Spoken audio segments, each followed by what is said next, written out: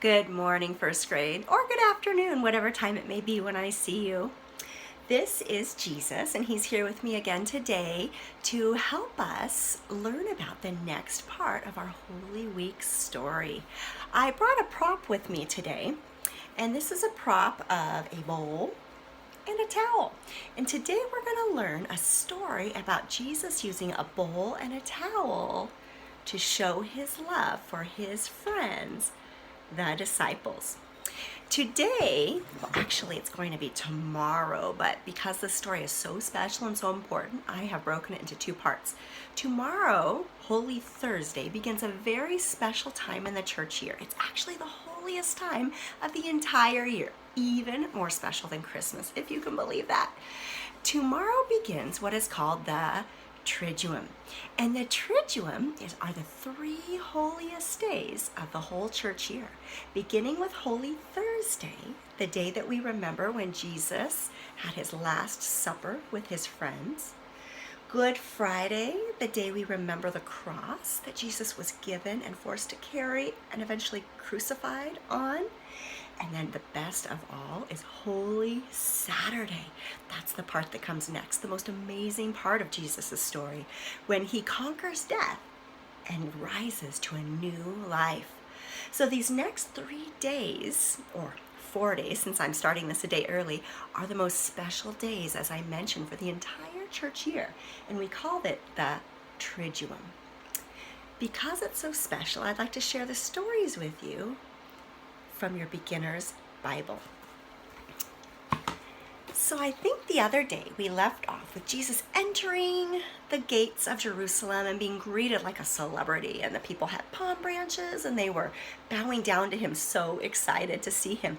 The leaders, though, they were angry, right? Do you remember that part? They were not happy that Jesus was in their space and that the people were loving him more than them. So I'd like to share with you the next part of the story. This comes from the Gospel according to John. He's the same Gospel writer we heard from the other day. And this story is called Washing Feet. I think it'll be something a lot of you will recognize. Jesus knew that not everyone liked him. He knew the leaders were angry with him. In fact, they were so angry and so jealous they wanted to kill him. And Jesus knew that too.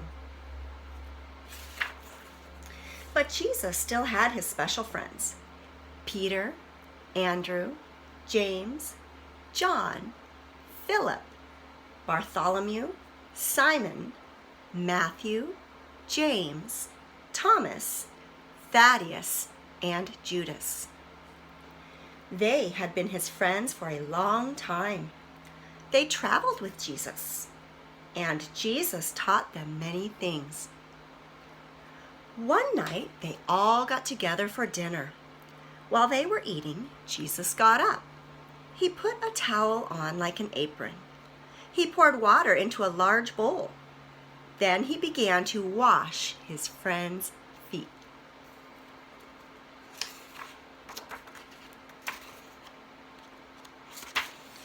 When Jesus got to Peter's feet, Peter said, "I cannot let you wash my feet."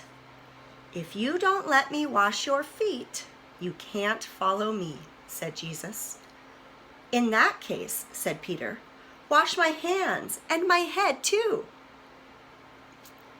After Jesus washed his friends' feet, he asked, "Do you understand what I did? I showed you how to be kind to each other. I am your Lord and your teacher. If I can be kind and help you, then you can be kind and help each other." So this was the first part of that story of the Last Supper, the part where Jesus explains to us and to his friends what it means to serve or help another person. You know, Jesus lived in an area of the world where there were no paved roads. This was a long time ago. The roads were kind of dusty and dirty, and they were in the desert. So you can imagine how dirty his friends' feet probably were. But Jesus didn't care. He didn't care that they were dirty. He wanted to show them what it means to love another person, how to share that love. And he did that in the form of washing their feet. He got down on his hands and knees and shared with them his love in the form of washing feet. We call this service, but service, I've told you before, is just a fancy word for helping. Jesus wanted to model for his friends and for us what it looks like to help another person. Now, he doesn't necessarily call us to go around and wash everyone's feet around us, but he does call us to find ways that we can love like him, ways that we can help one another.